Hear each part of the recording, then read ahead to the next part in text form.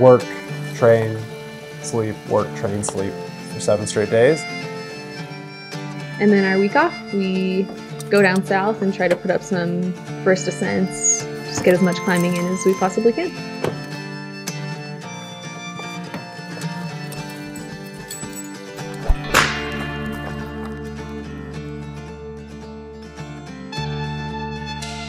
I'm Danny Parker.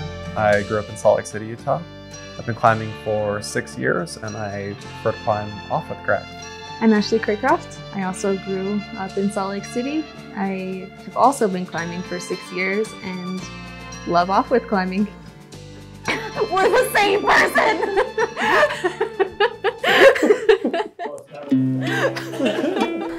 Danny and I met at the climbing gym. We had like a mutual friend who kind of introduced us. I was interested in learning how to crack climb, which Danny took as me wanting to learn how to climb off-widths. A hate relationship. My feelings quickly turned around on both the style of climbing and Danny, and it just started progressing from there, and she was becoming like my steady climbing partner. After all that, here we are, married with 2 dogs and 4 chickens.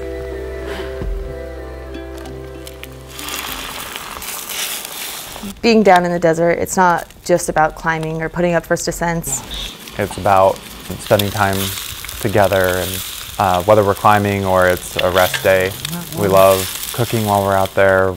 It's just a really cool place to explore. It's a vacation.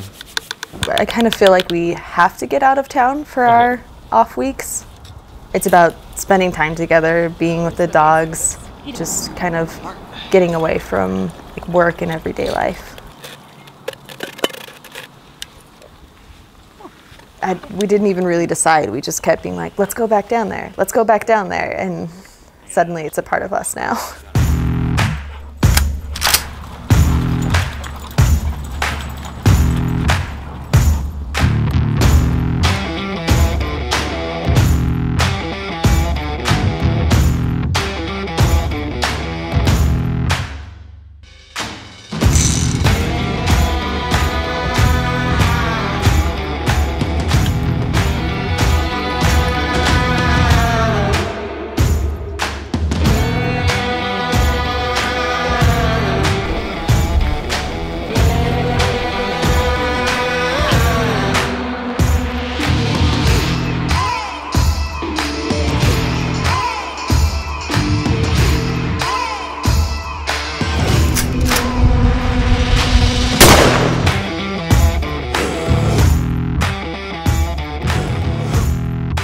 My plan is to aid off this cam that only has 2 lobes engaged, get above it, and get a decent piece in.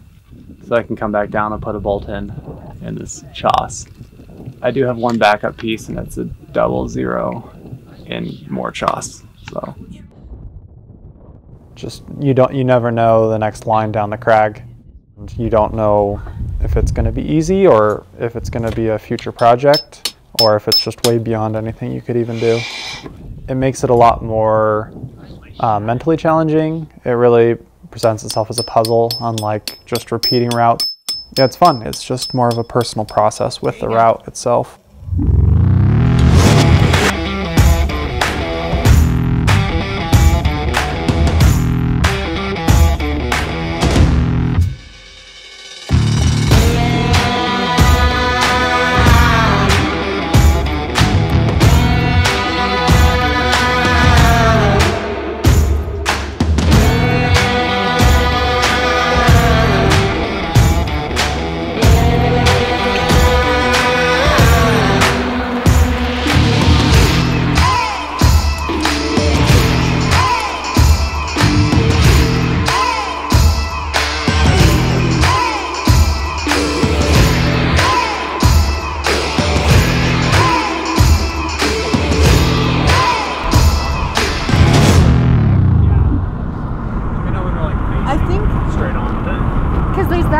That one looks steeper than this one. When looking for new routes out there, we definitely were keeping our eye out for off-widths, especially at first. He said it faces right into the road. Huh. you know, then we kind of realized how many other beautiful lines are out there. On either, of course. But always, always, the goal was to find like the off width. Yeah. But like, you should look at that crack. It's like, there's like, it's kind of jaggedy and chossy down the bottom, but then like really clear. The first time you get to head up the route that you found is probably one of the most exciting things. You have a lot of questions, like is it going to be full of chalk? Are the sizes going to work? And kind of trying to visualize the movement. It's just so, so exciting and also terrifying because you realize how hard it's going to be.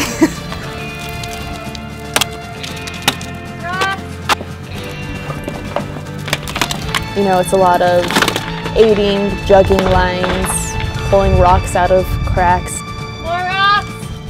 Somehow your hands end up more beat up cleaning than they would if you were actually climbing. I'm definitely more motivated on a first ascent than I would be just repeating a line. Whether it's something that you're going to have to work on or you can just climb right away, it's like really rewarding in both experiences.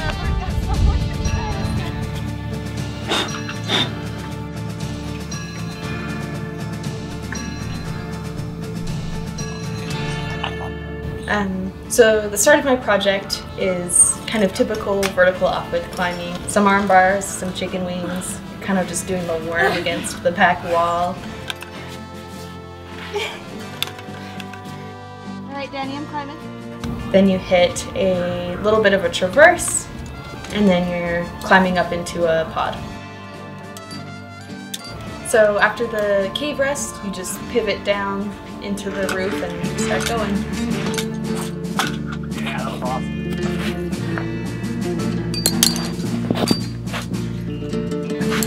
There you go.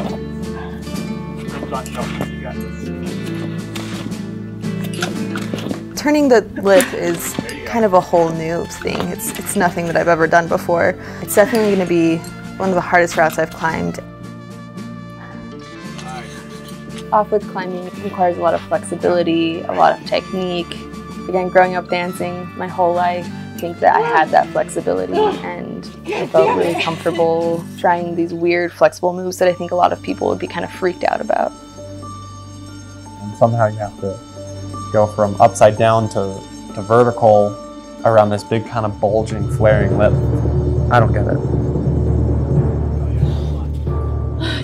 And I just have to make it to like this little pull, and then once I grab that little pull, it's all over.